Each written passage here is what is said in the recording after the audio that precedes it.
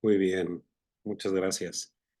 Bueno, primero que nada quisiera, agradecer a Slaoti por este espacio para poder compartir este conocimiento en ortopedia pediátrica, en cadera, en displasia de cadera. Como lo decimos en cada uno de nuestros cursos, el conocimiento es para todos y para eso es que este existe, ¿no? Para todos aquellos que necesitamos tenerlo, todo por el fin de nuestros niños.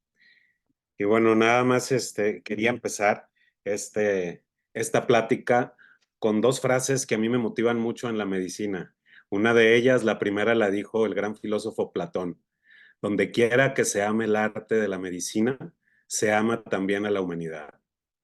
Y nosotros, todos ustedes, ortopedistas, pediatras, es la parte de la humanidad más importante que estamos viendo, que estamos tratando, que son los niños.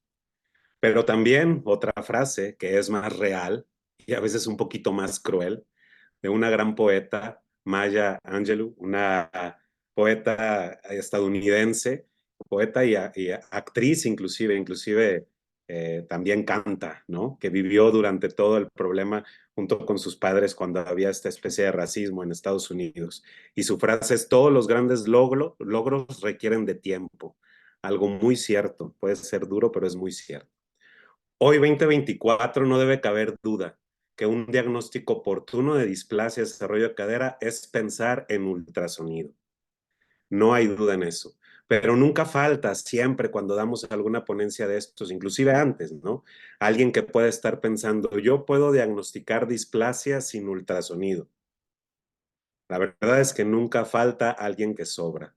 Y disculpen esta frase, pero ahorita lo vamos a decir. La respuesta es sí.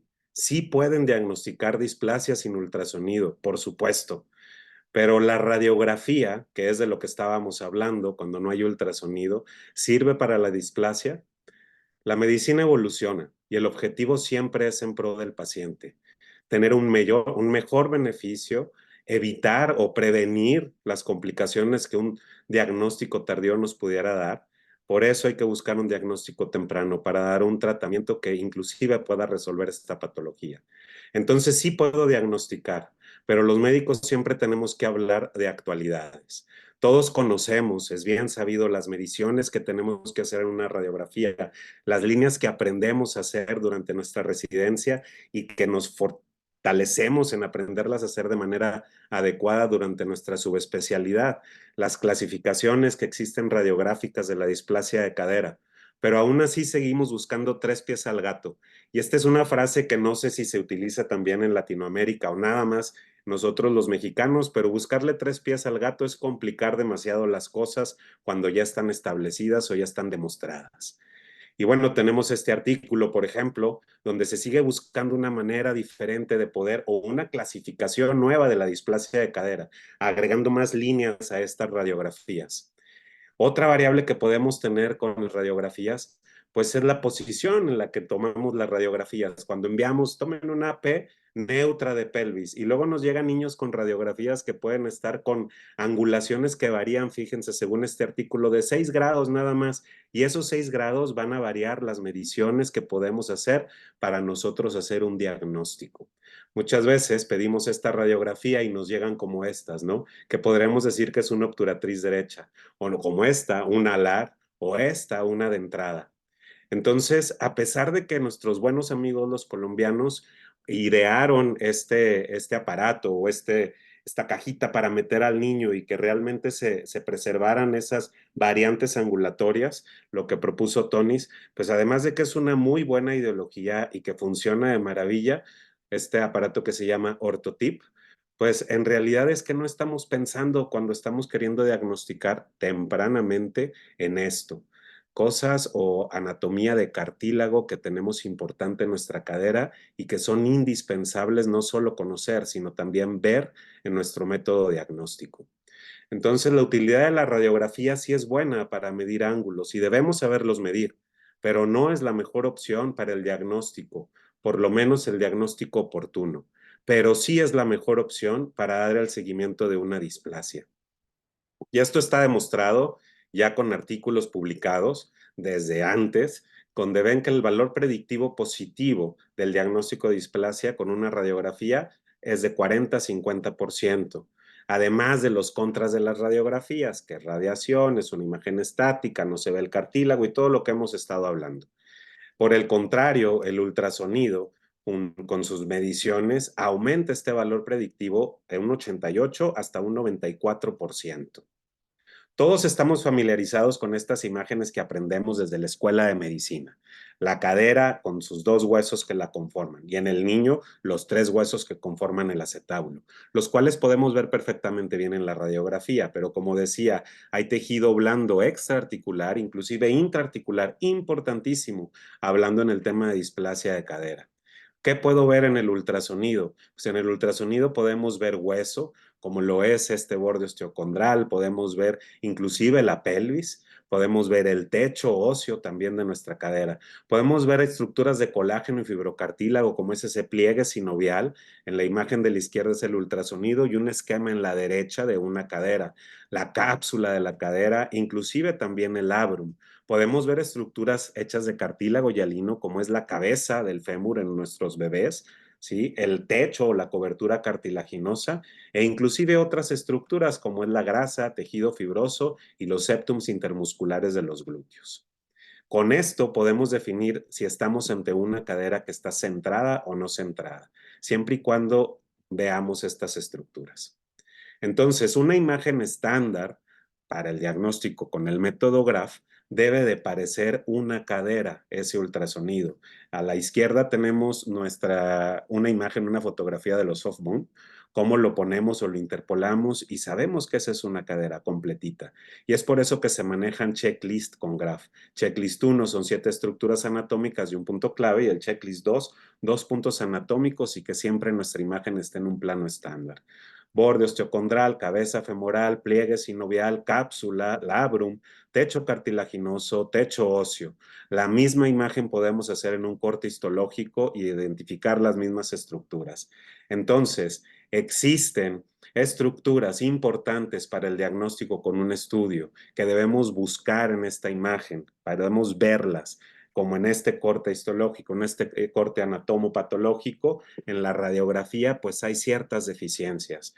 En un ultrasonido podemos ver las mismas imágenes perfectamente, pero no cualquier ultrasonido. Es aquí el título de mi charla.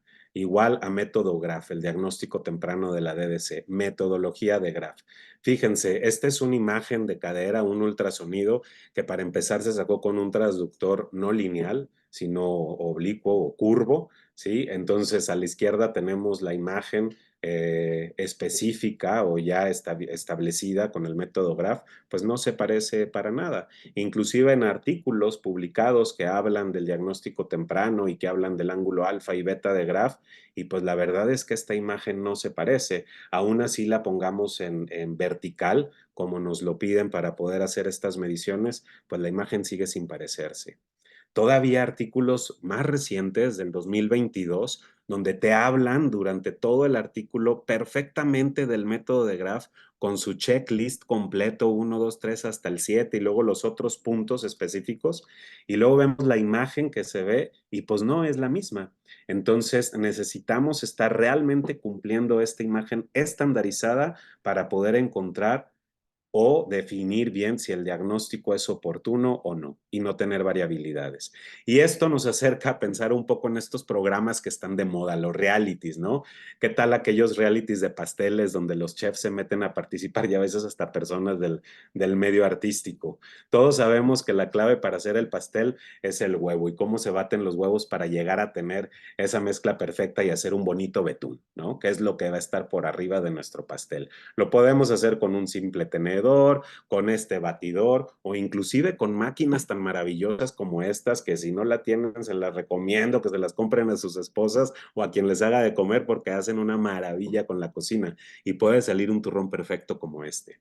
Pues es algo así en el ultrasonido, cuando toman estos pasteles, expectativas y realidades como salen. Estos son los ultrasonidos que no cumplen estos requisitos o estos checklists de GRAPH y este es el ultrasonido que cumple el requisito y checklist de GRAPH. Y esto no es algo nuevo. tiene todos los años desde que el doctor empezó a hacer sus estudios. En 1980, este es de los primeros estudios que hace. Si ustedes ven las imágenes que están ahí publicadas, dicen, bueno, pues ese se parece a la realidad del pastel de Olaf que acabamos de ver. Bueno, pues él se llevó sus años, no tantos, 1984, 4 años después, este estudio de él, donde a pesar de, obviamente, la tecnología que había en ese momento, pues ya podemos identificar las estructuras de los checklists que él nos pide en estas imágenes y podemos identificar también si la cadera está displásica o no. Y entonces es por eso que esta imagen, encontrando estos puntos anatómicos claves, podemos tener un diagnóstico temprano y un tratamiento oportuno. Y de ahí salen los 4 principales grupos de caderas de Graf.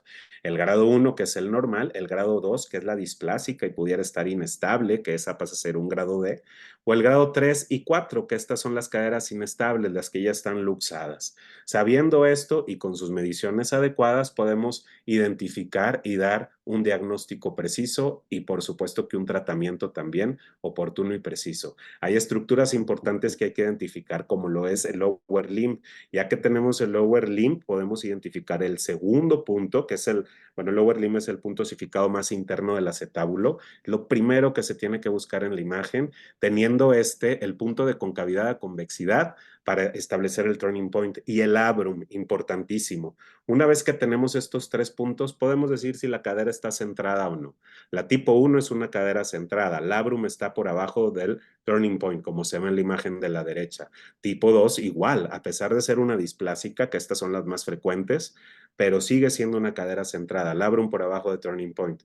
El grado 3, labrum por arriba de turning point. Y grado 4, también el turning point, el labrum está por arriba del turning point. Ahí lo que diferencia es hacia dónde se nos va el pericondrio. Entonces, en la medicina, en todas las especialidades debemos buscar lo mismo. Por ejemplo, nuestros amigos de medicina interna o los nefrólogos, frente a una insuficiencia renal, ¿qué es lo que buscan? Poder tratar esta insuficiencia renal a tiempo con dieta, tal vez con medicamentos, algunas pastillas, pero lo que menos quieren es llegar a tener un tratamiento con hemodiálisis o diálisis peritoneal. En la displasia de cadera es lo mismo con nosotros. El tratamiento que todos debemos de buscar es un arnés de Pavlik y no estas cirugías que son maravillosas y que debemos de saber hacer, pero que en realidad sabemos en qué van a terminar y van a terminar tarde o temprano en una necesidad de una artroplastía de cadera. Cada isla tiene su tesoro, el diagnóstico y el seguimiento y evolución. Seguimiento y evolución, hablamos de radiografía. El diagnóstico, forzosamente tendríamos que hablar de ultrasonido. Y si le pongo apellido a diagnóstico poniéndole oportuno, obviamente el apellido del doctor Graf tiene que salir. Y por ahí se nos aparece nuestra amiga Mafalda otra vez.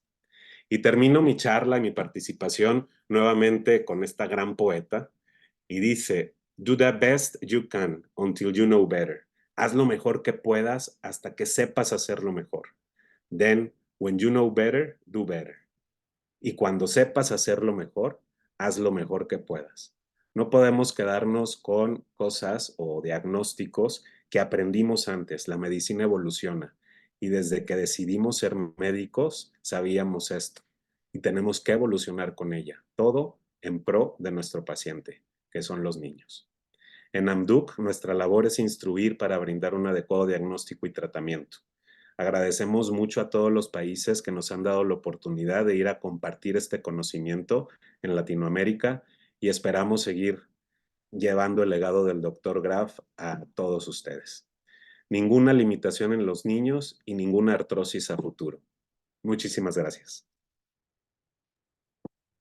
Muchas gracias, José Luis, por tu conferencia. Las preguntas, por favor, si las pueden hacer en el chat del grupo y podemos continuar con la conferencia de Gaby.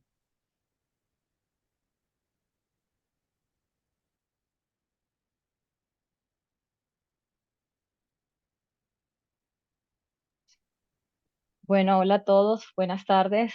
Primero que nada, muchísimas gracias por, como dice Luis, por darnos este espacio. Siempre somos muy agradecidos de la oportunidad que nos puedan dar eh, para hablar, que nos encanta y creo que Carlos te están dando algunos minutos extra. A mí me tocó hablar de la reproducibilidad del método de Graph, porque ese es como la punta de lanza, ¿no? Es que no es reproducible, es que es subjetivo, es que, ¿no? Entonces, nos vamos llenando así como de muchos estigmas que vamos arrastrando, y paradigmas que se van arrastrando con el tiempo y que cuando algo nos interesa y lo investigamos y lo leemos y buscamos de dónde vienen el origen de estos paradigmas, te das cuenta que a veces son confusiones menores que han ido creciendo en el tiempo, ¿no? Y que realmente, pues nada en medicina, solo medicina no es fácil, nada de lo que hagamos en medicina es fácil, nos parece fácil una vez que ya tenemos una curva de aprendizaje tan larga que nos parece fácil, pero si tú le preguntas al interno o al residente de segundo año si lo que tú estás haciendo fácil le parece fácil, lo más seguro es que no, ¿no? Entonces, ¿qué necesito yo para hablar de reproducibilidad? ¿Va? Ahora no quiere avanzar. Muy bien, entonces sí me hice esta interrogante y dije, ¿qué es la reproducibilidad? Porque muchas veces hablamos el castellano y no sabemos la definición exacta de las cosas. Y haciendo la investigación para decir, quiero dar una respuesta correcta a esta pregunta, resulta que la reproducibilidad viene realmente de la física, ¿no? Bueno, a mí particularmente me encanta siempre la física. ¿Y por qué hablo de física? Bueno, que la física está en todo y el que no le gusta la física y decidió hacer ortopedia, malas noticias. Pues la física está en toda la ortopedia, ¿no? Entonces, ¿qué es la reproducibilidad en física? Es la variación causada por el sistema de mediciones. Es la variación que se observa cuando diferentes operadores miden la misma parte muchas veces, me suena a graph, usando el mismo sistema de medición bajo las mismas condiciones. Creo que por ahí nos vamos respondiendo.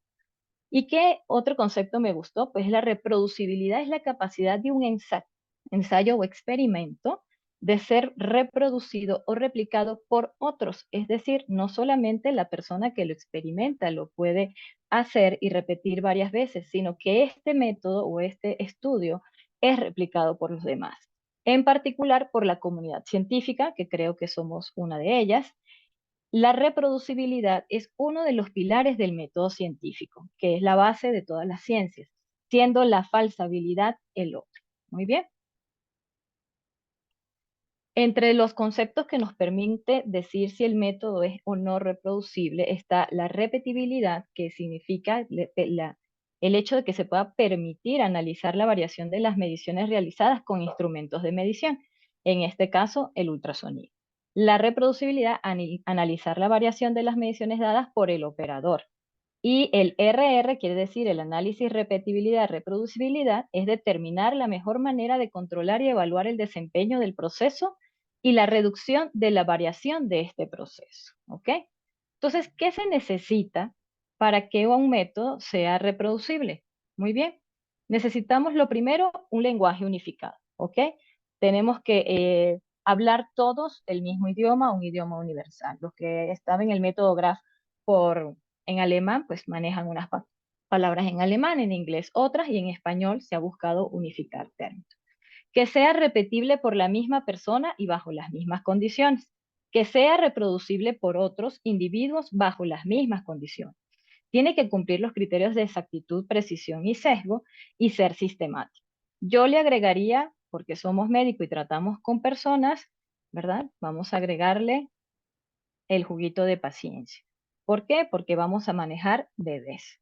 Entonces, ¿por qué hablo de física? Porque la física está en la vida cotidiana, porque la física está en todo y en la ortopedia está la física en absolutamente todo lo que hacemos.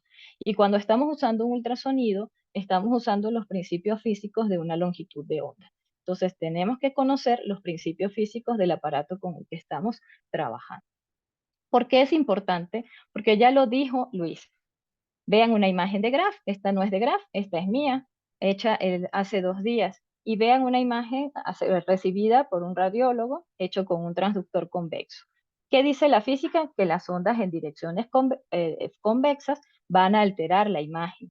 Que los estudios que se van a hacer en estructuras musculoesqueléticas, que tenemos estructuras lineales como el hueso y los músculos, debemos usar transductores lineales.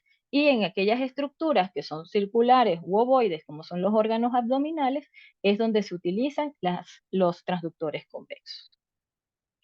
Aunque la pongamos en vertical, la imagen está alterada por sí misma, ¿ok?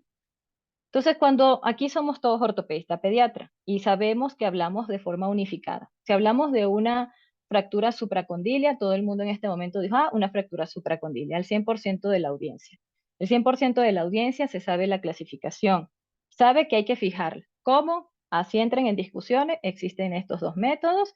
Al final lo que queremos todos es restituir la anatomía. Aquí no vamos a discutir, no hay bemoles, no queda espacio para las dudas. Los que hacemos Ponseti sabemos que tenemos que hacer todo este caminito, que es todo un protocolo sistemático, en que empieza desde la evaluación, manipulación, tenotomía, no lo voy a nombrar, los conocemos, es sistemático, lleva un orden. Y la gran frase, si quieres tener los resultados del doctor Ponseti, debes hacer método Ponseti.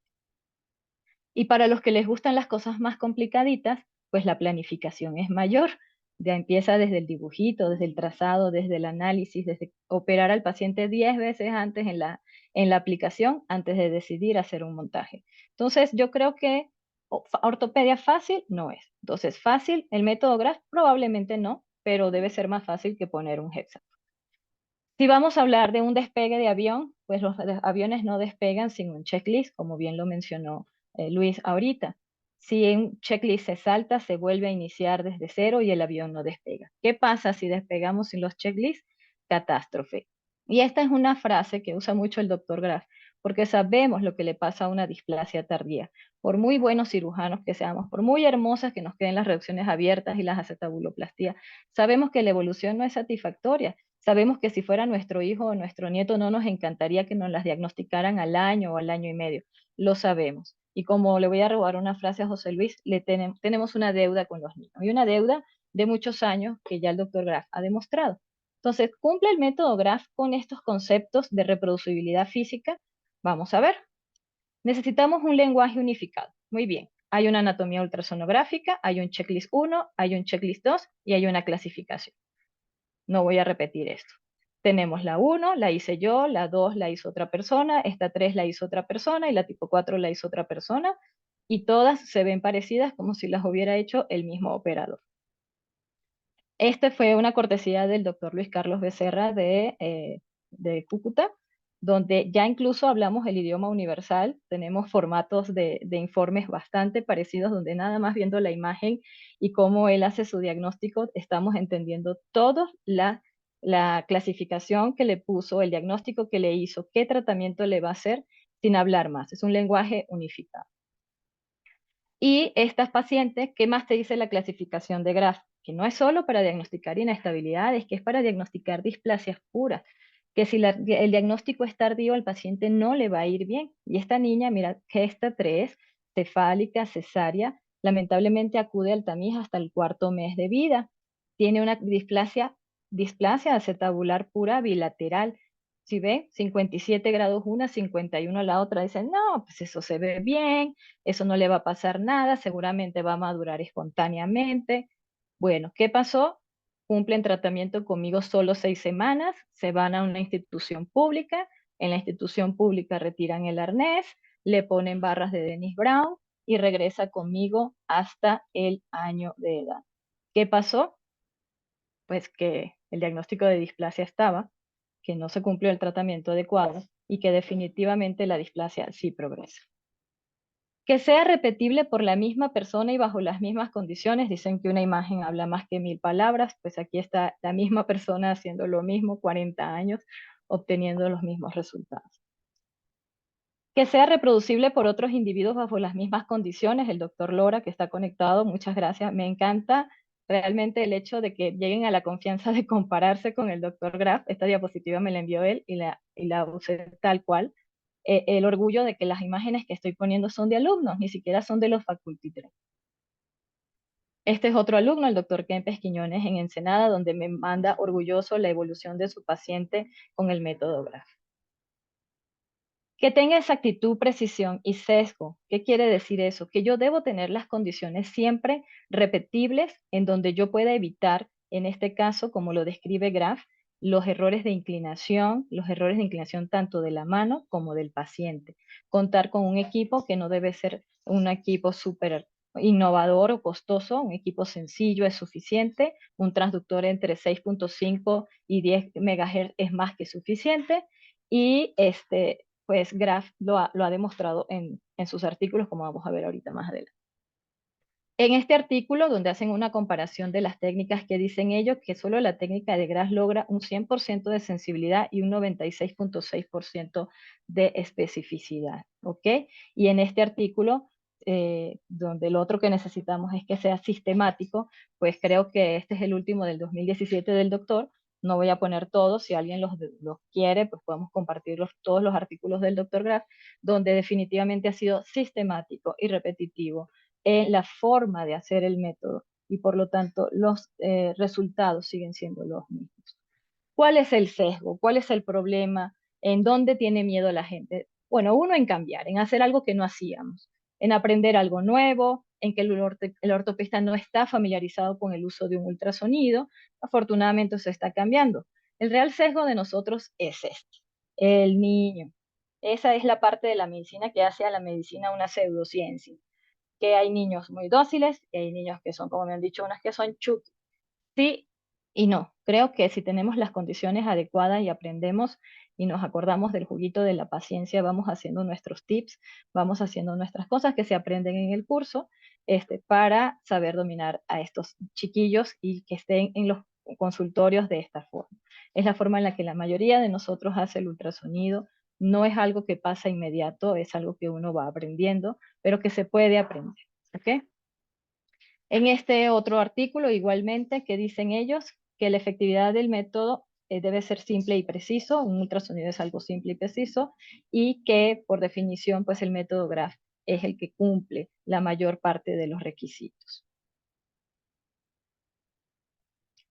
Vean estos casos, son míos, vean esta evolución, una paciente con una cadera D, sin ningún tipo, gesta 2 igualmente, cefálica, vean la evolución de su radiografía, vean esta también, ¿ok? Una displasia bastante severa, esta es su radiografía, ¿ok? Esta es otra chiquita, esta es su radiografía con sus líneas para los puristas, para que vean que no hay arcos rotos y no hay otras cosas. Hoy en día vemos a neonatólogos hacer ultrasonidos transfontanelares. Estas son fotos hechas por mí. Ese es el anestesiólogo de mi quirófano, que hace que mis pacientes al día siguiente estén felices, sin dolor, altas más rápidas, menos anestésicos intravenosos, menos tiempos anestésicos, cirugías con mejor control, ultrasonido. Cardiólogo, tomada por mí, mi amigo Iñaki, igualmente. El tamiz cardiológico no sirve, el oxímetro nada más, eso es falso. Entonces hay que hacer el ampliado que va con ultrasonido. Aquí está otro, un médico rehabilitador,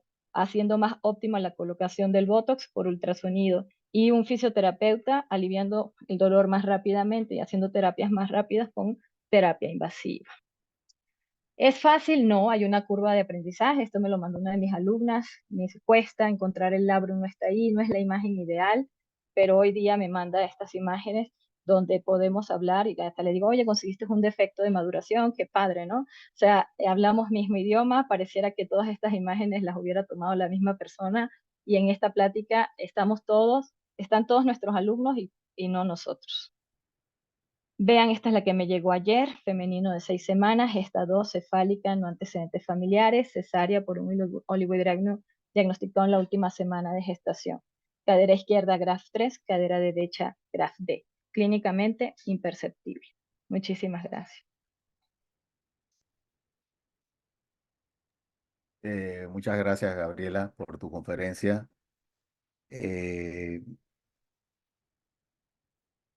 Vamos a continuar con la conferencia de José Luis. Las preguntas ya están llegando por el chat del Zoom, para que ahora las podamos hacer al final y todos los disertantes puedan contestarlas, ¿no? Así que podemos continuar.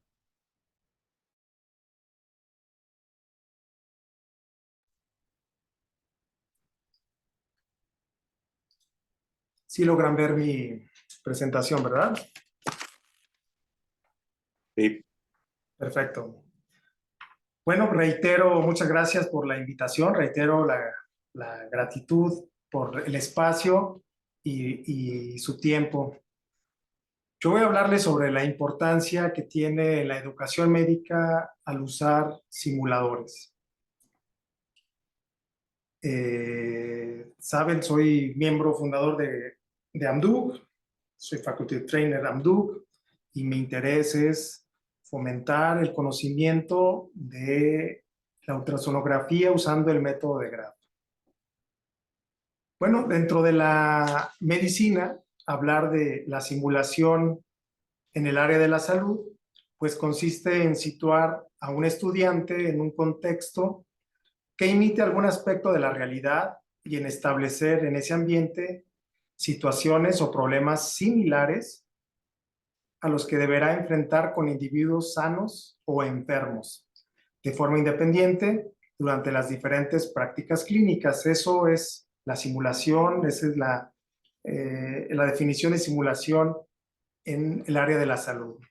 Y es una capacitación, un simulador o la simulación tiene el objetivo del aprendizaje, en donde el alumno tiene la oportunidad de una práctica constante de destrezas psicomotrices mientras se familiariza con instrumentos y equipos. El ortopedista en general no tenemos la familiaridad de usar ultrasonidos y eso, nuestra formación normalmente nos sentimos muy cómodos viendo radiografías, tomografías, resonancias magnéticas, pero no ultrasonidos. Esto hay que ir cambiando nuestra manera de ver las cosas. Entonces, nos permite al usar simuladores obtener experiencia y reconocer problemas y tomar decisiones, y podemos perfeccionar nuestra técnica y procedimientos en caso poco frecuentes.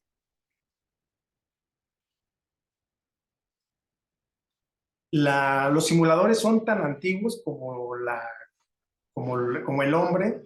Estas son esculturas del siglo I, en donde en la acupuntura, la medicina tradicional china, tienen simuladores en donde logran, para que el estudiante aprenda a determinar en dónde poner las agujas. Para los que hacen acupuntura, pues desde el siglo I tienen simuladores para aprender en dónde poner las agujas.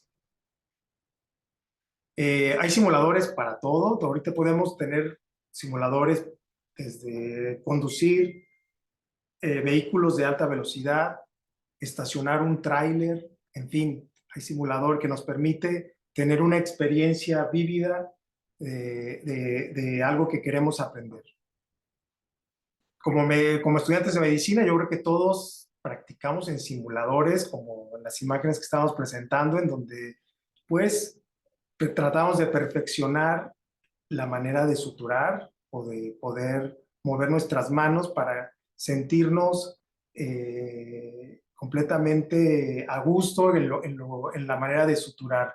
Hoy día les puedo asegurar que la manera en que ustedes suturan no es la misma que hace cuando eran estudiantes, ¿no? Aprender a inyectar simuladores, una simple naranja podría ayudarnos a aprender la experiencia de lo que era introducir una aguja, ¿no? Terapia física se utilizan una serie de artefactos ahora electrónicos en donde la tecnología forma parte de ello. En la cuestión de terapia ocupacional, el paciente es posible poder tener conocimiento de su mano en el espacio, la propiocepción, en fin. Bueno, y hoy en día, pues, con la robótica, hay simuladores para hacer artroscopías, hacer osteotomías, atender un parto, en fin, hay bastantes simuladores. Uno de los simuladores más reconocidos a nivel en la historia es la aviación. La aviación, obviamente, por obvias razones en la cuestión de seguridad, se permite, un piloto tiene que pasar varias horas en simuladores de vuelo en donde van a experimentar pues todo lo que pudiera acontecer en un vuelo, desde emprender el viaje, aterrizar un avión, en fin. Y los médicos no estamos exentos en eso. En nuestras manos muchas veces podemos tener la vida de un paciente o la evolución, la manera en que pueda caminar un paciente, la manera en que se va a desenvolver toda la vida, y más los que hacemos ortopedia pediátrica, lo que nosotros hagamos va a repercutir durante los siguientes años en ese paciente. Entonces, un simulador permite aprender a tomar decisiones rápidas y tratar de evitar errores, ¿no? Les decía, lo de los aviones es un tema que todo el mundo conocemos. ¿Es necesario tener simuladores para aprender a hacer ultrasonografía? Y pues la respuesta es sí, definitivamente. Uno de los problemas que podemos tener cuando iniciamos a hacer ultrasonografía de cadera es que es difícil tener, sobre todo por los costos, un simulador en donde podamos estar practicando. La verdad que un simulador para ultrasonografía tiene el inconveniente que, como en todo, tiene su costo, pero es sumamente importante por lo menos tomar cursos en donde ahí podamos practicar y entender la manera en que vamos a usar nuestras manos para encontrar la imagen estandarizada que ha platicado Luis y Gaby. ¿Cuál es el problema? Ya lo habían comentado, normalmente nosotros nos enfrentamos a que los niños, podemos encontrar niños muy tranquilos que ni siquiera se dan cuenta que fueron al doctor, o a niños que están llore y llore y llore, pateando y que complicarán nuestra existencia. Los papás muy preocupones, y entonces cuando estamos haciendo el ultrasonido y no logramos dominar o controlar esas situaciones, pues empezamos a tener problemas de angustia porque es complejo en un inicio.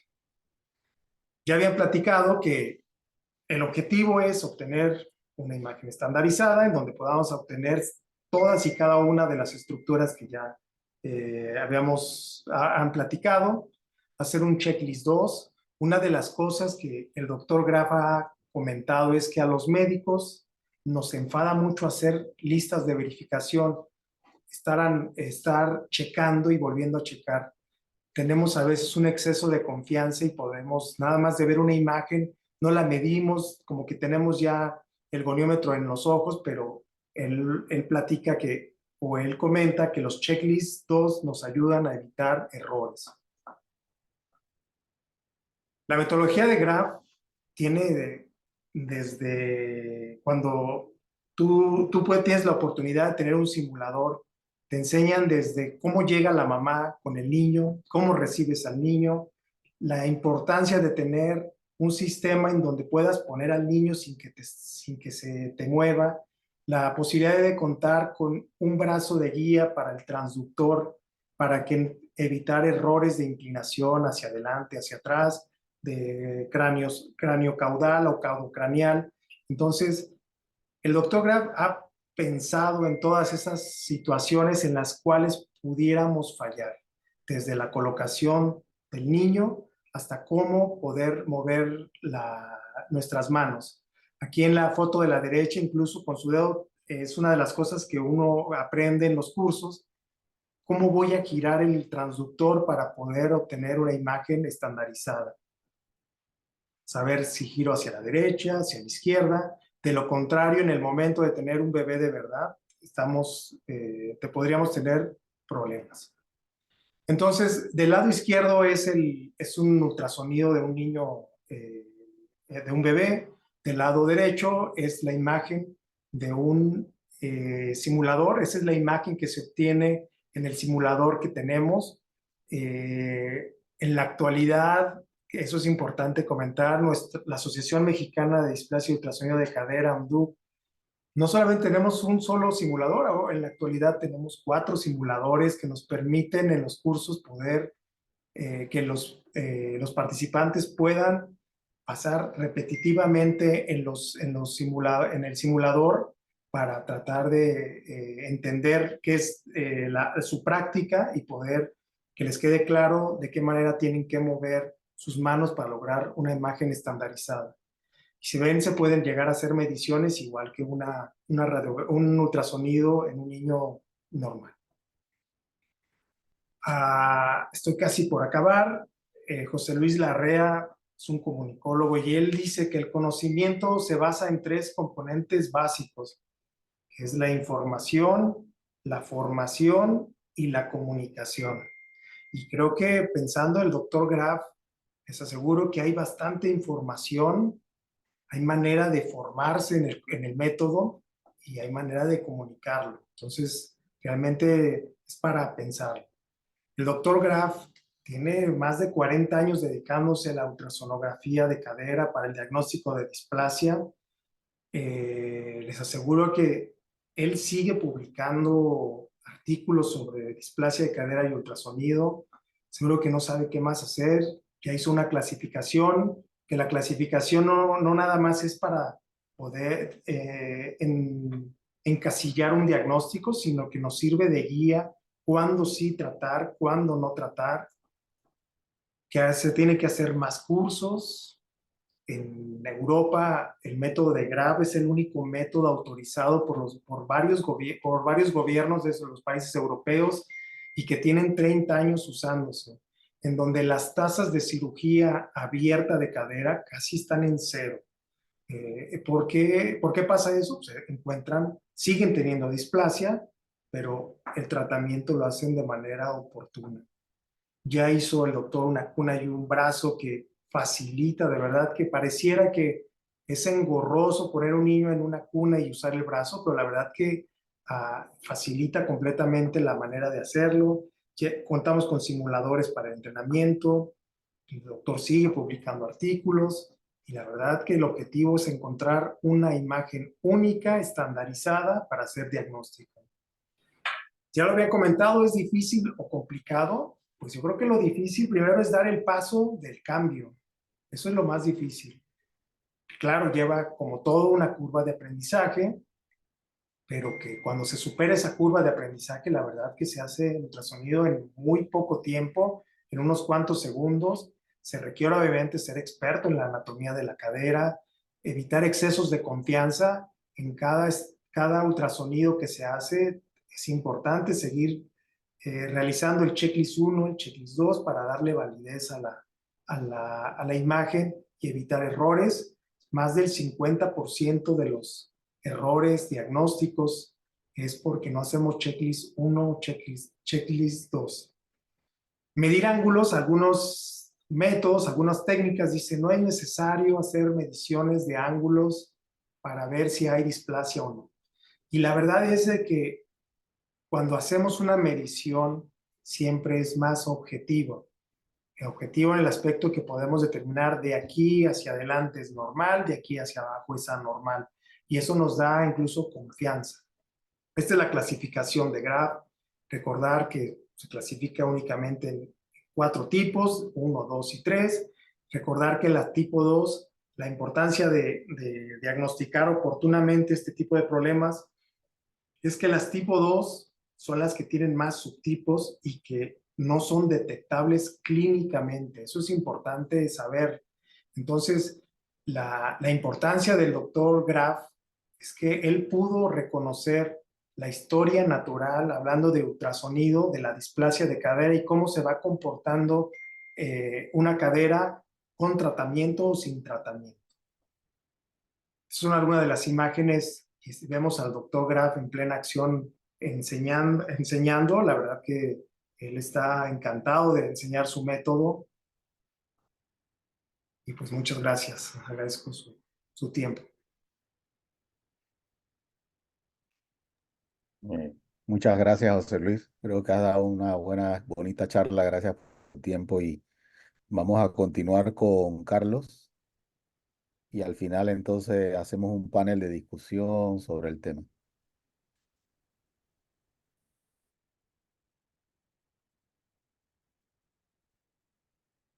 Listo. Necesitaría nada más que José Luis deje de compartir su pantalla para que me acepte a mí la mía.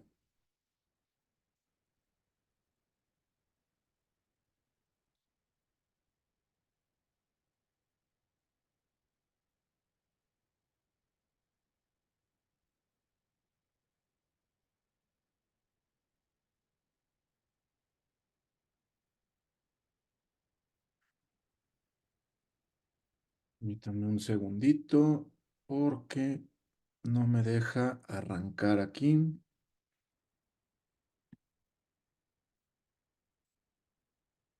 Listo. Perfecto. ¿Ya se puede ver bien la imagen? Perfecto, Carlos. Perfecto. Bueno, pues antes que nada, muchísimas gracias, Ricardo, por tu amable invitación, tanto para mí como para todo el grupo de Amduc. Y les agradecemos a todos los que están presentes el día de hoy por su asistencia. La realidad es que es un tema fascinante. A nosotros nos gusta muchísimo hablar sobre el ultrasonido de cadera, pero sobre todo lo que más nos gusta es que estamos empezando a ver cómo disminuye la tasa de displasias tardías en las zonas en donde ya estamos practicando de manera rutinaria el ultrasonido. Entonces, pues aquí la pregunta muy clara, ¿por qué es importante realizar un tamizaje universal? Pues por la razón por la que también hacemos un tamizaje metabólico, ¿no? Para tratar de disminuir la incidencia de una patología y con ello evitar secuelas a mediano o largo plazo. Y vamos a ver también, pues, cuál es la situación actual en México. En cuanto a conflictos de interés, pues ninguno realmente. Comentar que somos una asociación sin fines de lucro, que los montos que se reciben y se generan de los cursos que hacemos, tanto del curso básico como del avanzado, se reinvierten en educación médica continua únicamente y que ninguno de nosotros recibe una remuneración económica derivado de pláticas. Los objetivos para esta plática, bueno, son para que en un tiempo aproximado de 15 a 20 minutos, si me lo permiten, podamos valorar, procesar y entender todo el patrón que conlleva una displasia de cadera, pero sobre todo lo que conlleva el poder realizar un ultrasonido y que podamos entender que de esta manera es más fácil disminuir la tasa de displasias tardías y con ello las repercusiones a mediano y largo plazo. Todos sabemos y hemos escuchado que la incidencia de la displasia de cadera es de 1 a 1000 por cada recién nacidos vivos. Sí, esta es una incidencia que se toca desde los años 50 y que, por ejemplo, en los artículos mexicanos, todavía en los años 70 y principios de los 80, se tocaba esta tasa, 1 en 1000. Pero esta es la tasa que sabemos que existe siempre y cuando hagamos la exploración mediante maniobras clínicas, que hoy en día sabemos que la maniobra de Ortolani y Barlow se quedan muy lejos de darnos un buen resultado de confiabilidad. Cuando aplicamos el ultrasonido de cadera con la técnica por el método Graph, que es la adecuada, vemos que esta tasa sube, la incidencia puede alcanzar un rango de 25 a 50 casos por cada 1000 nacidos vivos. Entonces es alarmante, estamos dejando ir muchísimos niños con displasia si solamente estamos haciendo nuestro tamizaje con exploración clínica mediante maniobras de Ortolani y Barlow, por las cuales su mérito tienen, en su momento fueron grandemente aceptadas, pero realmente ya hoy en día se quedan pobres para lo que la tecnología nos puede ofrecer. El por qué las maniobras de exploración no son suficientes, pues porque únicamente nos van a permitir diagnosticar aquellas caderas que se encuentran completamente luxadas o que están inestables, pero no nos van a permitir detectar aquellas caderas con una displasia acetabular pura o con una subluxación. Entonces, cuando valoramos cuál es el valor predictivo positivo de las maniobras de exploración clínica, nos encontramos que es tan pobre que únicamente alcanza una confiabilidad que oscila entre el 2.8 y el 5.9%. Quiere decir que del 100% de pacientes que yo exploro y que tienen displasia, más del 94% se me están escapando. ¿Qué pasa con el ultrasonido? Pues afortunadamente estamos viendo que su valor predictivo es de más del 95%, lo que quiere decir que si yo realizo un ultrasonido con la técnica Graph y que tengo una buena imagen, la posibilidad de que tenga yo una falla y que se me escapen niños con displasia es menor del 5%. Hoy en día, y mediante los estudios que realizó el doctor Graf durante los últimos 40 años, se ha podido establecer que la tasa de maduración de la cadera únicamente se encuentra en los primeros 4 meses de vida. Es cuando vamos a poder rescatar una cadera displásica y que una vez que pasemos esta barrera de los 4 meses, se va a encontrar la cadera con una meseta de maduración, lo cual significa que difícilmente vamos a seguir teniendo buenos resultados a nivel de cadera y con ello que pueda normalizarse o quitarse esta displasia. Todos sabemos cuál es la historia natural del padecimiento. Una cadera no diagnosticada eventualmente va a terminar en una artroplastía total de cadera, lo cual ciertamente es un fracaso. A los médicos que les gusta realizar abordajes quirúrgicos y poner prótesis, pues les parecerá fascinante, pero realmente el poner una prótesis en una cadera displásica que se nos escapó el diagnóstico es una catástrofe. ¿Cuándo se considera como tal una displasia tardía? Este ha sido un tema de debate. Y bueno, hay artículos como este que consideran que una displasia tardía es toda cadera que se haya mantenido luxada o parcialmente inestable por un cierto tiempo y que el desarrollo y la madurez acetabular sean improbables incluso después de una adecuada reducción concéntrica. El doctor Salter en su momento y el doctor Dubois consideraron que este punto se alcanza al llegar a los 18 meses de edad y que a partir de este momento lo que nos iba a ayudar a tener buen éxito con las caderas displásicas sería una reducción abierta y una osteotomía pélvica, generalmente la que él recomendaba, la osteotomía nominada de Salter. Pero ¿qué pasó? Que se está viendo hoy a largo plazo que la tasa de displasia residual acetabular oscila entre el 35 y el 48%. Entonces, realmente podemos considerar que los 18 meses son una buena edad para llegar a una cadera y no considerarla como una displasia tardía con malos resultados. Híjole, todos hemos visto este programa de televisión, no lo sé, Rick, y aquí tenemos a Ricardo, entonces sí podríamos usar esta frase, no lo sé, Rick, parece falso.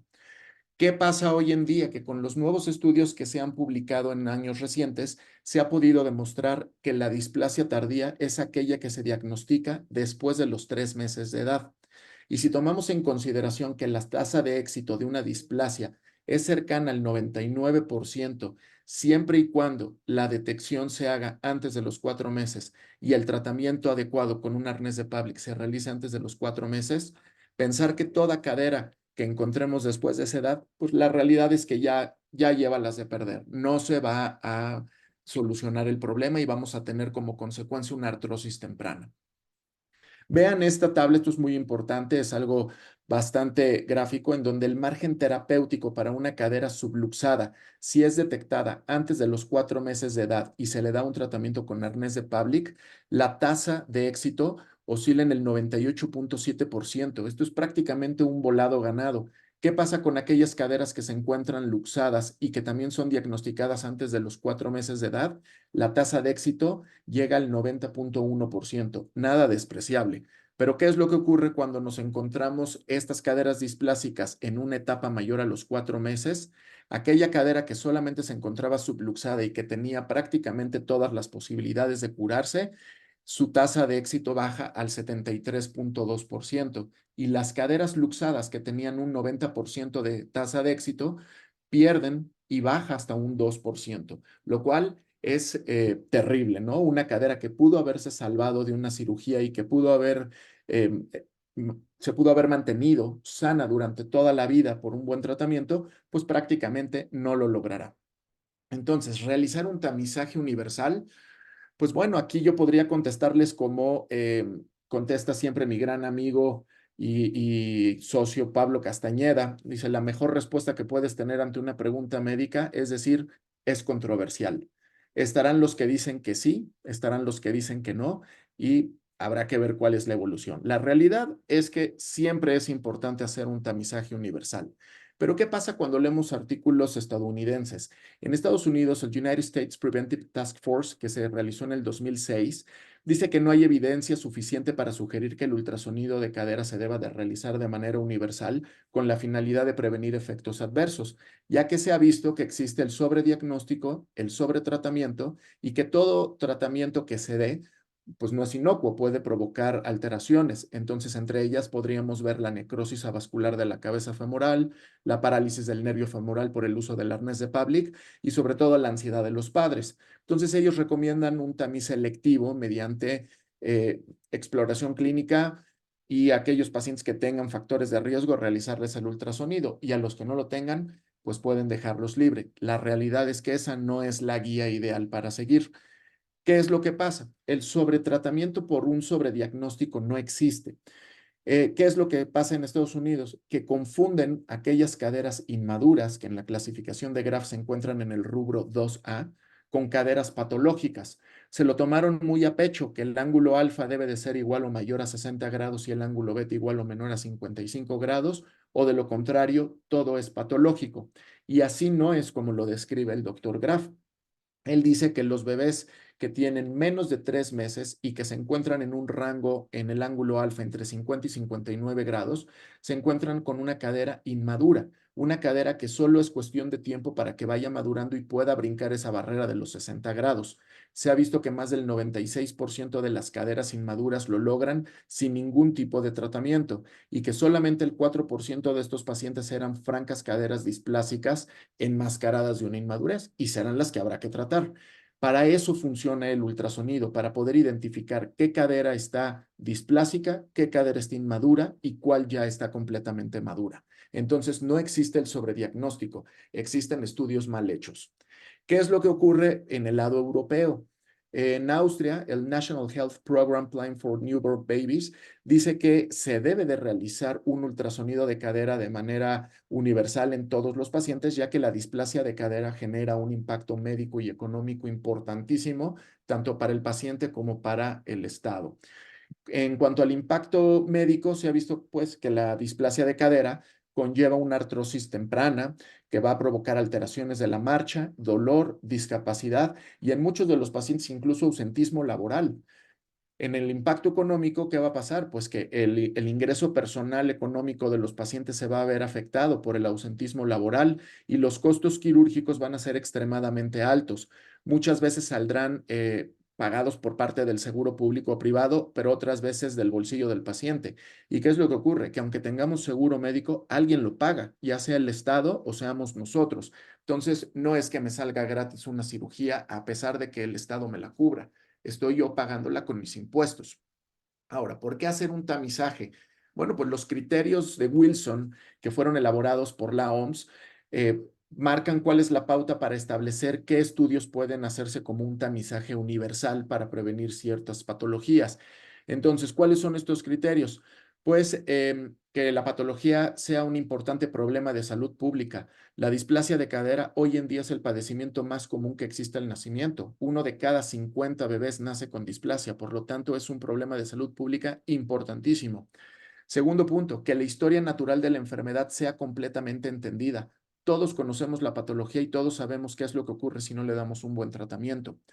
Que pueda ser reconocida de manera oportuna. Con el ultrasonido de cadera se puede diagnosticar una displasia desde el día 1, sin necesidad de hacer exploración clínica ni de tomar estudios radiológicos. Que el tamizaje sea fácil, aceptable, certero, confiable, sensible y específico. El ultrasonido de cadera tiene todos estos puntos. Que debe existir un tratamiento reconocido y estandarizado para la patología. Por supuesto que lo existe. Todos sabemos que si encontramos una displasia de manera oportuna, el mejor tratamiento con la mejor tasa de éxito es el arnés de Pavlik. Que el diagnóstico y tratamiento sean basados en cuanto al costo-beneficio. Y vamos a ver ahorita en un momento unos artículos que hablan acerca del costo-beneficio de realizar un ultrasonido contra no realizar absolutamente nada. Y que la búsqueda de casos sea un proceso continuo. Si se establece como un tamizaje universal, pues claro que vamos a estar buscando de manera continua este padecimiento. ¿Cuál es el objetivo de la detección oportuna de cualquier patología, pero sobre todo de la displasia? En este caso en particular, reducir la incidencia de la displasia tardía, que ya dijimos que es aquella que se encuentra después de los 3 meses de edad, pero sobre todo no causar ningún daño como consecuencia del tamizaje, no sobrediagnosticar, no sobretratar y con ello no generar necrosis avasculares. ¿Por qué el tamizaje con exploración clínica mediante Ortolan y Barlow sigue fallando? ¿Será por la técnica o la experiencia? Pues la realidad es que les diría que no, todos aquí tenemos mucha experiencia haciendo estas maniobras. El gran problema es que dentro de la clasificación Graf existe un tipo de cadera que se conoce como cadera tipo 2C, que es una cadera con una displasia acetabular muy importante, pero que todavía está hasta cierto punto estable la cadera y no es detectable con las maniobras de exploración, pero esa cadera siempre conlleva un deterioro importante y una artrosis a temprana edad. El ultrasonido, ¿hacerlo selectivo o universal? Pues bueno, aquí ¿cuál es la respuesta? Selectivo, siempre se ha dicho que hacerlo basándonos con los factores de riesgo, pero en últimas fechas se ha visto que los factores de riesgo, como lo son la presentación pélvica, género femenino, primigesta e historia familiar únicamente se encuentran entre el 12 y el 30% de los pacientes con displasia. Así que si yo me guío solamente con esos factores de riesgo y le hago estudios de ultrasonido a esos pacientes, más del 70% de las caderas displásicas las estoy dejando ir. Con el estudio universal estamos disminuyendo esa tasa a menos del 5%. Ahora, en cuanto a factores postnatales al arropamiento, bueno, vean esta imagen de la izquierda, en el marco izquierdo inferior, es de la zona Inuit en el norte de América y de Groenlandia, y vean cómo los envuelven. Aquí en México decimos como taco o como tamal mal amarrado. Realmente es un swaddling en donde las piernas están en extensión, aducción, y todavía los meten en este rebozo de madera donde se aprieta más la cadera, y aquella que no estaba displásica, la hicimos displásica. Estos son artículos que ya hablan acerca de la incidencia. Este se publicó en el JBJS en el 2005, que muestra los datos acumulados de 10 años, en donde se observa que solamente el 30% de las caderas luxadas tenían factores de riesgo asociados. Por lo tanto, el 70% de las caderas no se diagnosticaron con el tamiz selectivo. Este es otro estudio que se realizó en Inglaterra, en donde durante 5 años se valoraron cuántas reducciones abiertas se hicieron. Ninguna reducción abierta fue realizada en pacientes que fueron valorados previo a las 6 semanas y se les inició un tratamiento. Y de todos los pacientes que requirieron tratamiento quirúrgico, solo el 12% tenía factores de riesgo, por lo cual volvemos a lo mismo, estamos dejando ir muchísimos niños. Este es un estudio realizado en Austria que compara 2 periodos de 5 años en diferentes tiempos. Uno, el primer periodo previo a la instauración del tamizaje universal, y el segundo, después de que se instaura de manera obligatoria y universal el tamizaje con ultrasonido. Y durante los primeros años se pudo observar una reducción del 76% en las reducciones abiertas, lo cual es impresionante. Estos son los montos económicos que se han visto en Inglaterra. Es un estudio en el Coventry Hospital, en donde se toman diferentes periodos de tiempo.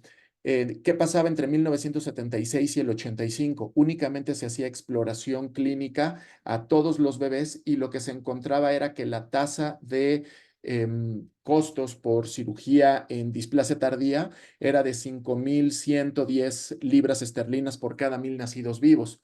Entre 1985 y el 89, que es cuando entra la exploración física y el ultrasonido de cadera en pacientes con factores de riesgo, este monto disminuyó de los 5.000 a los 3.811 libras. Pero cuando cambiamos de etapa entre 1989 y 2005 y se instaura el tamizaje universal en este hospital, lo que se observa es que el costo promedio quirúrgico es de 468 libras por cada 1.000 recién nacidos vivos. Entonces, con esto se puede demostrar una importante reducción de costos gracias a una detección temprana. Se pudo reducir hasta el 91% del monto utilizado para cirugías. Hay menor porcentaje de niños que requieren tratamiento quirúrgico, y aquellos que lo necesitan, las cirugías son menos invasivas y con mejor tasa de éxito. Mongolia es el tercer país después de Alemania y Austria que instaura de manera obligatoria el ultrasonido de cadera. Y este es un estudio realizado en el 2013 en el Hospital de Ulan Bator, en el área de maternidad. Es un estudio que únicamente abarcó niños que nacieron entre septiembre del 2010 y agosto del 2011, obteniéndose 8.356 bebés. Se les realizó a todos el ultrasonido de cadera al día de vida para no dejar ir a ninguno a casa sin estudio. Se encontró que el 89% de los pacientes tenían caderas completamente maduras, que se catalogan en el rubro tipo 1 de la clasificación de Graf, el 10.3% en el tipo 2, que en ese momento son caderas inmaduras, el tipo 2C, que son caderas displásicas severas con estabilidad, el 0.2, y las tipo D, 3 y 4, el resto. Ahora, de todos los pacientes que se encontraron con patología y que empezaron un tratamiento de manera oportuna, el 100% se curó. No fue necesario realizar ningún abordaje quirúrgico. Este es un estudio realizado en el 2014 en Inglaterra, en donde se toman en cuenta los costos por ultrasonido como un método diagnóstico, y se encuentra que ¿cuál es el costo que al Estado representa tener un estudio de imagen por ultrasonido en cada paciente sano? 22 libras. Aquellos bebés que fueron detectados de manera oportuna y tratados adecuadamente con arnés de Pavlik y dándoles todos los seguimientos, el monto ascendió a 600 libras, que la verdad es bastante económico para resolver una patología como lo es la displasia.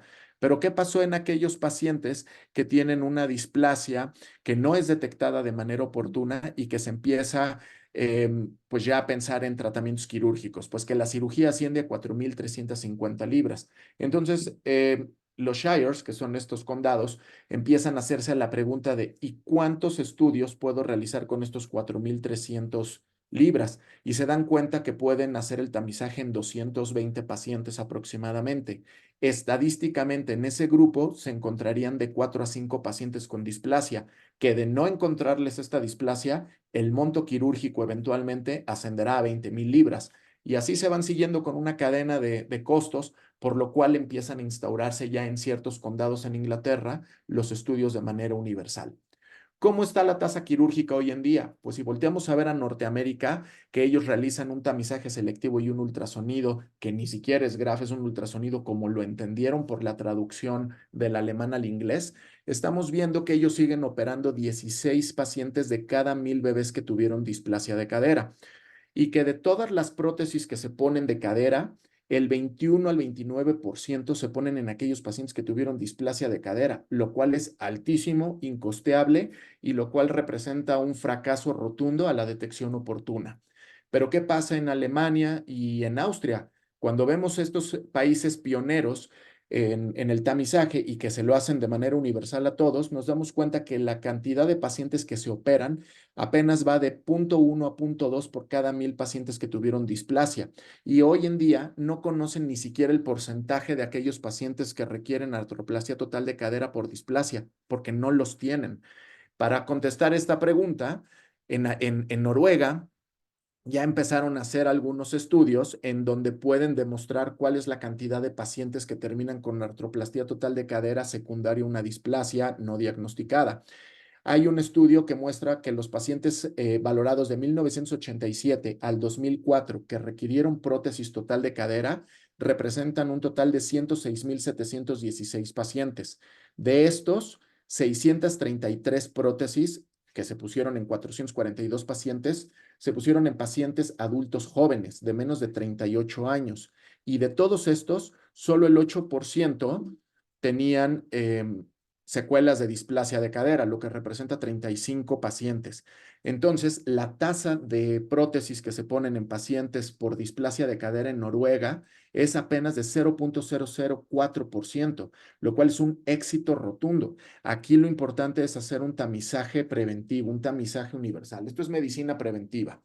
La tasa quirúrgica en México, previo al 2021, antes de que empezáramos a instaurar los cursos y que nosotros también nos metiéramos de lleno a hacer los ultrasonidos de cadera, era extremadamente elevada. Solo en el Hospital Shriners se realizan alrededor de 750 reducciones abiertas al año, que para los médicos que nos entrenamos ahí, pues diríamos algo muy bien preparado. Pues sí, pero desafortunadamente a costa de una patología que pudo haberse prevenido. En el INR hay de 180 a 200 casos por cada año y en el INP de 120 a 147. Pero ¿qué ocurrió después de que empezamos a instaurar el ultrasonido con la metodología GRAF en los cursos y que se empezó a valorar a los pacientes ya en la clínica de manera formal? Pues hemos visto que en el Hospital Schreiner siguen igual porque realmente no se le ha dado un seguimiento rotundo como debería con la técnica del doctor Graf, pero en el INR, en el INP y en Saltillo, donde está el doctor Luis Ramos, ha bajado drásticamente. En el INR ya se tienen menos de 160 casos por año y en el INP se ha logrado instaurar una tasa menor de 20 casos por cada año, lo cual pues, es un éxito y ahí felicitamos mucho a la doctora Gaby y a todo su equipo. Esta es una tabla compartida por la doctora Gaby. Vean cómo en el año 2008 la cantidad de pacientes operados fue de 142, mientras que para el 2022 fue de 20. Entonces, estamos hablando de un estudio que puede ayudarnos a disminuir la tasa quirúrgica, pero sobre todo también a mejorar la tasa de éxito en los pacientes con displasia. En el servicio de radiología y ortopedia del Instituto Nacional de Rehabilitación se valoró en un periodo de un año, en el 2018, a 300 pacientes y se encontraron 30 displasias. solamente 3 terminaron en tratamiento quirúrgico, lo cual es una tasa de éxito del 90%. En la clínica de ultrasonido de cadera del doctor Luis Ramos en el Christus Muguerza en Saltillo, en México, en el norte de México, en un periodo comprendido de 3 años, del 2019 al 2022, se realizaron 371 ultrasonidos de cadera y se encontraron 24 displasias de cadera, las cuales clínicamente habrían pasado inadvertidas. Solamente 7 tenían maniobras clínicas positivas, lo que quiere decir que el resto habrían terminado eventualmente con una cirugía a corta edad o una prótesis de cadera. ¿Desde cuándo se realiza ultrasonido en México? Bueno, pues como decimos, honor a quien honor merece. En el 2006, el doctor Pablo Castañeda instauró en el Hospital Shriners la clínica de ultrasonido. Sin embargo, una técnica aún basada con los estándares americanos, que distan mucho de lo que marca la metodología Graf. Pero él fue el pionero y quien sembró la semilla en todos nosotros para seguir haciendo ultrasonidos y que hoy tengamos la técnica que debemos de utilizar. Pero si ya sabemos desde hace casi 20 años que el ultrasonido sirve, ¿por qué no hemos logrado disminuir la tasa de displasia en toda la República? Bueno, pues porque todos, incluyéndonos a los que estamos todos hoy aquí en el chat, hemos leído artículos americanos en donde vemos imágenes como estas. Esta es la típica imagen que todos aprendimos a ver y que aprendimos a medir. Sin embargo, así no debe de ser visto un ultrasonido. Se debe de ver de esta manera. Esta es la técnica original del doctor Graf. Y entonces, ¿qué es lo que ocurre? Que todos hemos visto esta película, o por lo menos creo que la historia de una muerte anunciada, diría Luis en sus exposiciones, en donde hacer mal un ultrasonido conlleva errores graves, en donde uno cree que está haciendo bien las cosas y condena la cadera de los bebés. Vean en la imagen anterior cómo el ultrasonido por técnica Graf es exactamente igual que estar viendo un corte histológico, y lo cual no se parece absolutamente nada a las imágenes americanizadas. Este es un estudio, un artículo publicado en el 2018, es una revisión sistemática y un metaanálisis. Nosotros como médicos ya nos basamos en evidencia, hacemos medicina basada en evidencia y sabemos que el nivel 1 lo ocupan solamente 2 tipos de estudio, los metaanálisis y las revisiones sistemáticas. Entonces uno diría, este es el artículo en el que me tengo que enfocar, con el cual yo debería de realizar mi práctica médica. Es un estudio multicéntrico. Aquí hay autores de alto renombre y lo cual, pues, no nos dice mucho, porque desafortunadamente, a pesar de que se hizo este metaanálisis y esta revisión sistemática, ellos nos comentan en sus conclusiones que no existe la evidencia suficiente como para garantizar que el ultrasonido disminuye la tasa de displasias tardías y con ello mejorar el pronóstico.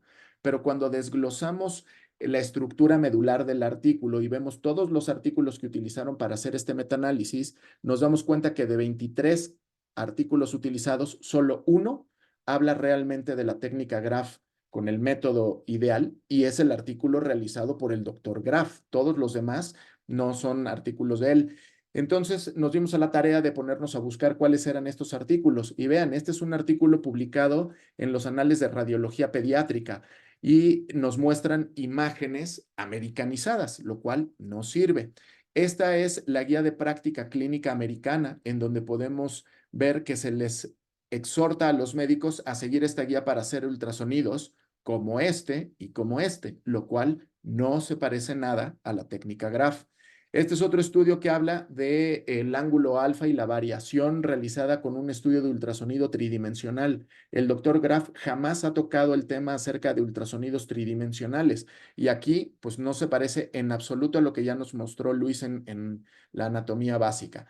Entonces, esto es como aquella película muy famosa de las rubias. ¿Dónde están las rubias? Que aquí en México se llama ¿Dónde están las güeras? En donde tenemos a estas rubias y a las de la izquierda, que son unos policías enmascarados de ellas para protegerlas.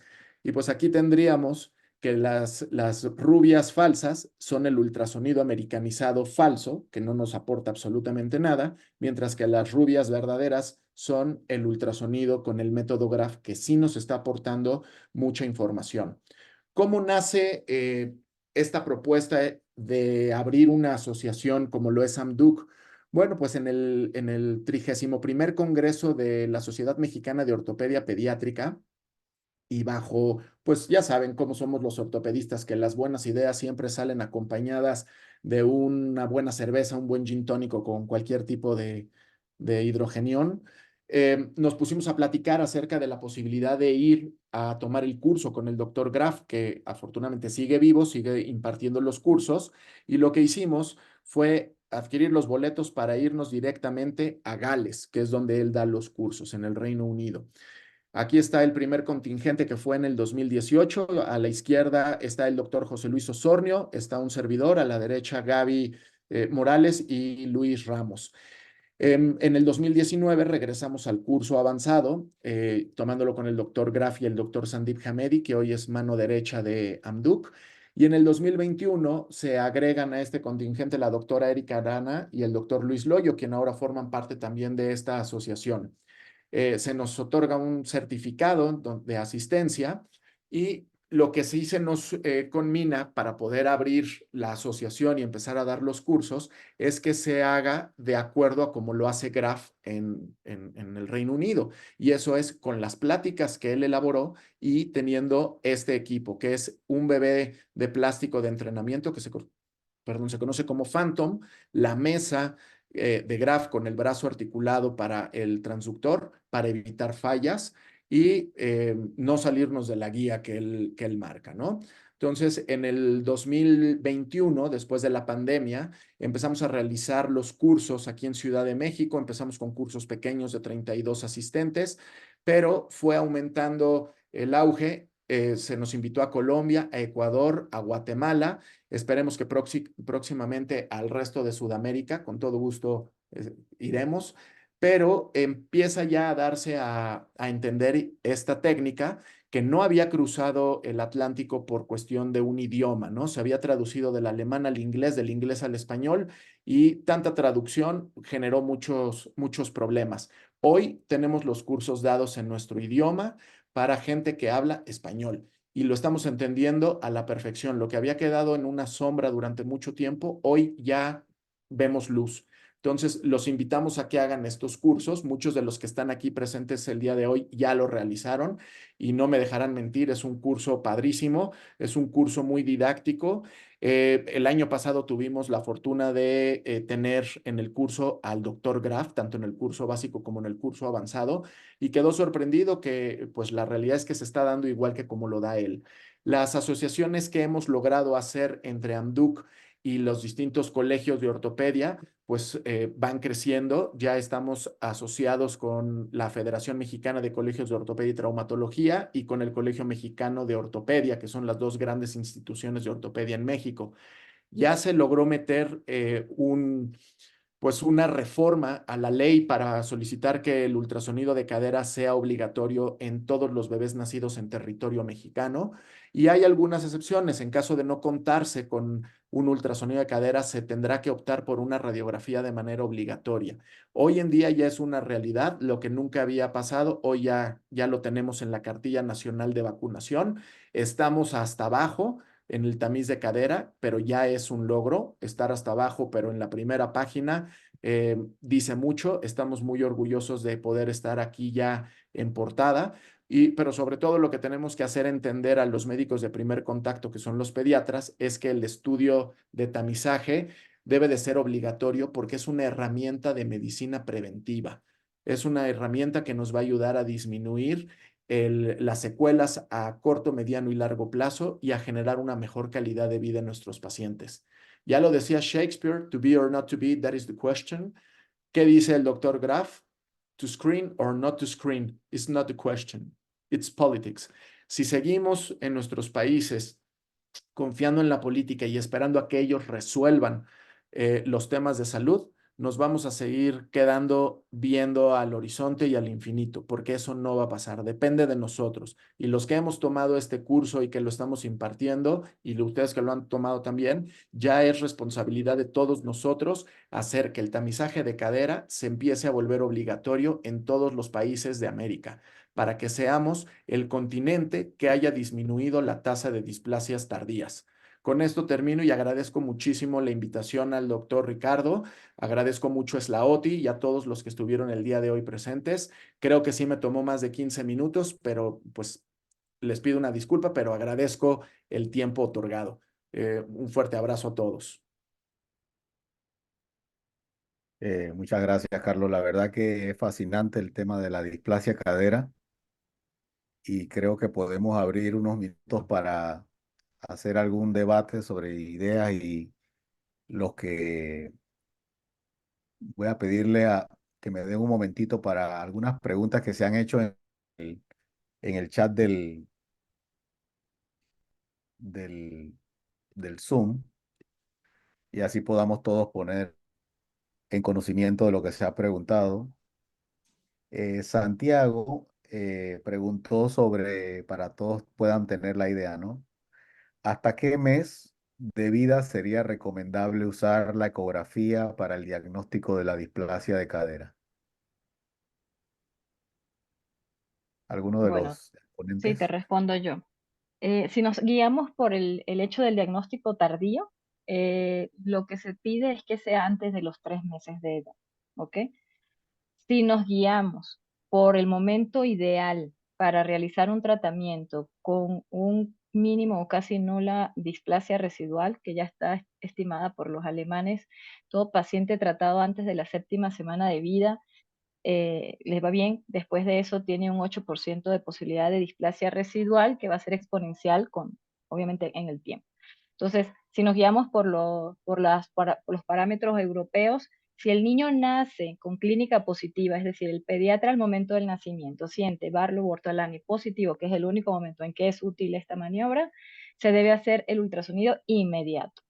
Si no hay factores de riesgos, entre comillas, y no hay clínica positiva, entre la 4ª y 6ª semana de vida.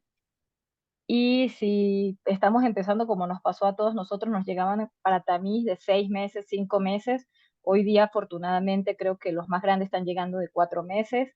A mí particularmente ya me llegan de 6 meses, 6 semanas, ¿no? Entonces yo creo que es un tema de educación y de que esto se va haciendo. Lo ideal, entre la 4ª y 6ª sin síntomas y al nacimiento si tiene síntomas positivos. Gracias, Gaby. Hay otra pregunta sobre el tipo de equipo que deberíamos tener para hacer el uso de la ultrasonografía para la displasia de cadera. O sea, ¿qué recomendaciones tendríamos para nosotros los ortopedistas pediátricos sobre la adquisición de un equipo para este ejercicio? Yo lo respondo.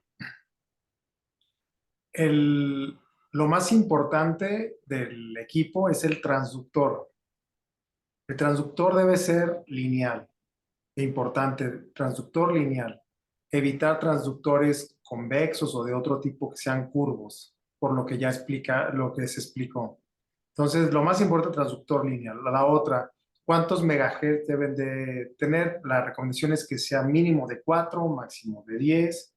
Hoy en la actualidad hay equipos que tienen hasta 12, 15 megahertz. Bueno, no hay ningún problema, pero sí mínimo debe tener 4 a 10 megahertz. Y lo más importante es que el transductor sea lineal. Gracias, José Luis. Hay otra pregunta aquí que creo que lo mencionó Carlos y también José Luis lo mencionó sobre como siempre veo, ustedes han planteado que el método de Graph es el más reproducible y el más adecuado para evaluar la displasia de la cadera. Giovanni pregunta si hay alguna situación de complemento entre el método de Graph con el método dinámico, y esto lo ha publicado un autor que se llama Dan Perry en el programa de vigilancia en Inglaterra. O sea, ¿ustedes lo toman en cuenta o les parece que no? Creo que Carlos mencionó algo sobre eso y si pueden complementar Sí, alguna información. a ver, realmente existen varias técnicas, pero la única que ha mostrado significativamente aportar algo y disminuir esos errores en el diagnóstico es la técnica GRAPH.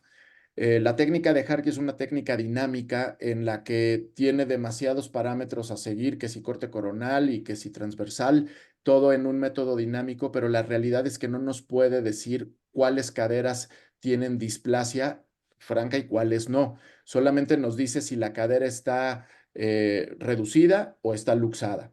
El método GRAPH sí nos puede demostrar con una serie de parámetros muy definidos si la cadera está en un rango de madurez adecuada, si tiene una displasia leve, severa o una severa con inestabilidad, o incluso si está luxada o no. Entonces, el ideal es basarnos con la técnica GRAPH, que incluso sí tiene un punto dinámico en aquellas caderas que se encuentran en el rango 2C, que son caderas con una displasia acetabular severa y que todavía están estables. Lo que se hace es una maniobra de estrés, es hacer un Barlow y volver a medir. Y cuando encontramos variabilidad en el ángulo beta, es cuando podemos demostrar mediante esta maniobra dinámica que la cadera está completamente inestable. Entonces, no es necesario realizar ninguna otra técnica, la de Harkey, la de Terjusen, realmente esas fueron aportaciones adecuadas en su momento, pero que al día de hoy realmente no nos dan más que lo que nos puede dar Graph. Siguiendo el hilo de esto, creo que el punto es bien clave con los parámetros que dice sobre el método de Graph, que es reproducible y probablemente sean los datos más fidedignos y objetivos, ¿no? Y yo preguntaría adicional, ¿no sería no adecuado estar provocando la luxación a la maniobra con el método dinámico? ¿No No, estaríamos no, haciendo no. un daño No, al cartílago? realmente la maniobra no es sacar la cadera. Lo bonito de Graph es, uno, es muy gentil el método. Estás en una cuna, no puedes sacar al niño y hacer una maniobra. Dentro de la cuna, lo único que se hace es empujar de forma axial la cadera un poco hacia superior cefálico. Lo que te interesa es saber cuánto cambia tu ángulo de ángulo beta. Entonces, el ángulo beta no tiene valor hasta que encontramos una cadera tipo C. Tipo C significa no es porque es A, B, C. C significa displasia crítica. Y esa displasia crítica es muy probable que esté inestable. Si yo estoy ante una displasia crítica, yo hago una maniobra pequeña para subir la cadera y ver si ese labrum pasa a los 77 grados. Si eso es así, ya pasa a ser una dissenter, que es una cadera tipo D, que estaríamos hablando de una inestable o una subluxada. Realmente la clasificación es muy completa. Esto no da tiempo para dar todo, por eso es un curso de 2 días, desde las 8 de la mañana hasta las 6 de la tarde, muy intensivo, en el que necesitamos pues hacer esto y luego una curva de aprendizaje. Pero la clasificación no necesita que le ayudemos nosotros ni que nadie le agregue nada. O sea, realmente una vez que se comprende, no necesita nada más. Gracias, Javi. Aquí hay otra pregunta que hacen con el impacto de hacer el ultrasonido y la relación con los colegas de radiología. Si hay alguna discrepancia, porque creo que lo mencionaron que se invita a otro tipo de colegas para que puedan unificar criterios, ¿no? O sea, en México, ¿cómo fue tomado esto al inicio y cómo lo han podido ir llevando? Que también preguntan sobre esto aquí en el chat.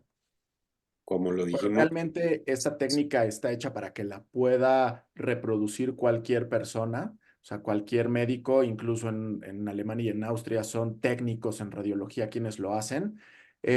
Claro que sabemos cómo somos los médicos en América Latina, ¿no? Un poco celosos y a veces cae uno en ese punto del radiólogo decir, pues esta es nuestra área. Sí, la cuestión aquí es que nosotros como ortopedistas conocemos también muy bien la anatomía de la cadera, ¿no? Porque la vemos cuando la abrimos. Entonces sí logramos entender cómo son las imágenes por ultrasonido. En México se ha aceptado bastante bien. Hemos tenido en el curso médicos radiólogos, hemos tenido rehabilitadores, hemos tenido también ya neonatólogos. Entonces, la realidad es que este estudio está hecho para que lo pueda hacer quien de verdad quiera hacerlo y que entienda lo que está haciendo para poder generar un beneficio en los niños. No es para que estemos cambiando la técnica, para que se le hagan ajustes a mi complacencia, sino si se hace al pie de la letra, esto es como cualquier cosa que hayamos estudiado en la carrera. Pues todos nos aprendimos la clasificación de Apache y ya hoy los ortopedistas, bueno, por lo menos hablo por mí, yo ya no me acuerdo ni cómo es, pero nos la aprendimos. Entonces, poder aprendernos una clasificación como la de Graph, por supuesto que es viable, y hacer el estudio basándonos en la técnica adecuada paso a paso es viable cualquier especialidad que tengamos. Gracias, Carlos.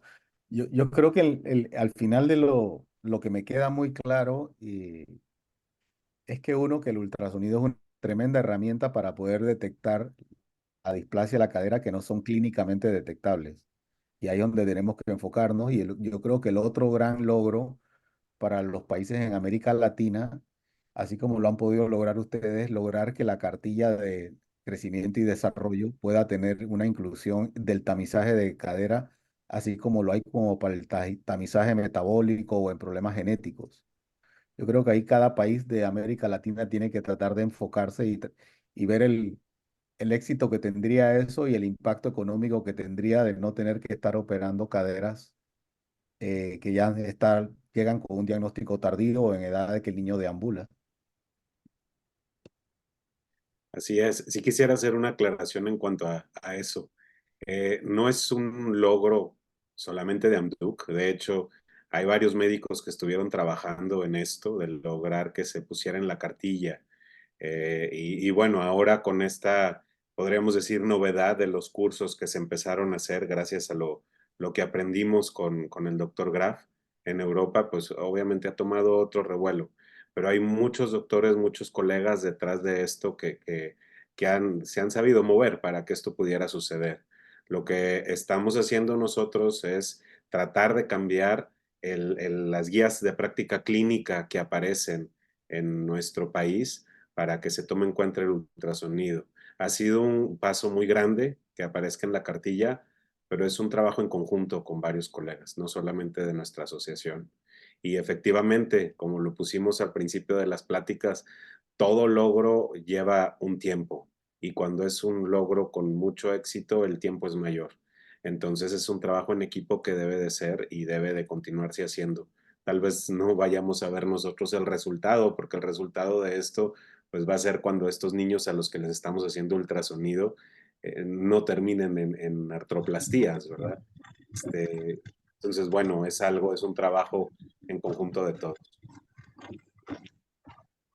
No, sí, me parece fantástico, ¿no? Hay varios que están interesados en tomar el curso y creo que Gabriela les pasó la información ahí, entrar a la página web de la ANDU para que puedan informarse y dónde serán los cursos y también como han tenido experiencias en cursos internacionales, tratar de que las sociedades de los países latinoamericanos puedan invitarlos a hacer el curso. Creo que Carlos y yo habíamos conversado de eso el año pasado para ver. Ya veo que han tenido experiencia en Guatemala, Ecuador y en Colombia también, que creo que fue donde empezaron a hacerlo de manera internacional, ¿no? La doctora Gabriela me pasó papers para los participantes y yo se los voy a mandar a sus correos para que puedan tenerlos y poder leerlos. No sé si quieres, Carlos, dar algún comentario final del panel de la displasia de cadera y el ultrasonido que hemos tenido hoy. Pues realmente agradecerte este espacio. Siempre es importante, no importa dónde ni cuándo, sino que nos acerquemos todos como sociedad para poder aprender un poquito más de cada una de las patologías que día a día tratamos. Pero sin duda la displasia de cadera sobrepasa este margen de padecimientos, ¿no? El tener que aprender hoy en día una técnica nueva para muchos parece complicado, parece que no es factible. Aquí seguimos escuchando en algunos congresos que no, que los médicos ya están muy avanzados en su trayectoria como para aprender una técnica nueva y la realidad es que nunca es tarde, ¿no?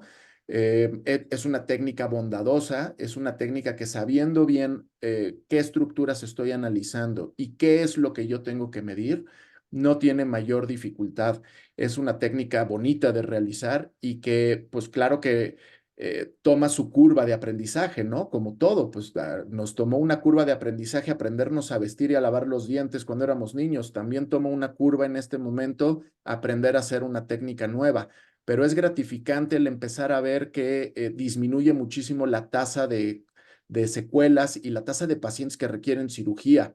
Yo hoy en día puedo decir, pues con gusto que tengo 2 años y medio de no realizar un Salter, de no realizar un Pemberton aquí en el hospital, porque hemos estado detectando los pacientes con displasia de manera oportuna. Hoy creo que sí me daría miedo entrar a un Salter, porque diría, ¿y ahora esto cómo se hace, no? Pero es parte de la dinámica. El chiste es dejar de hacerlo y créeme que sería una cirugía que dejaríamos de hacer con gusto, ¿no?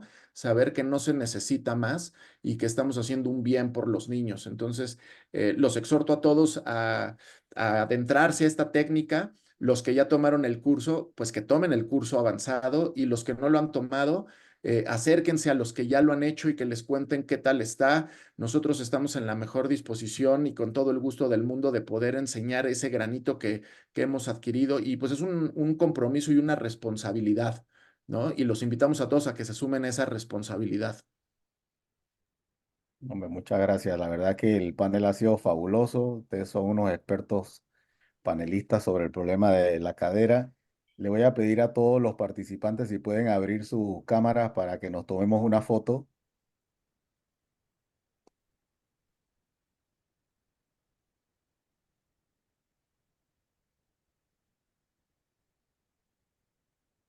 Y siempre es un Para que gusto puedan ver salir a en la grandes foto. amigos aquí en los chats, caras conocidas ya, amigos de la residencia que viven en el sur del continente. Es un gusto de verdad estar con todos ustedes. Vamos a tomarnos una foto del webinar y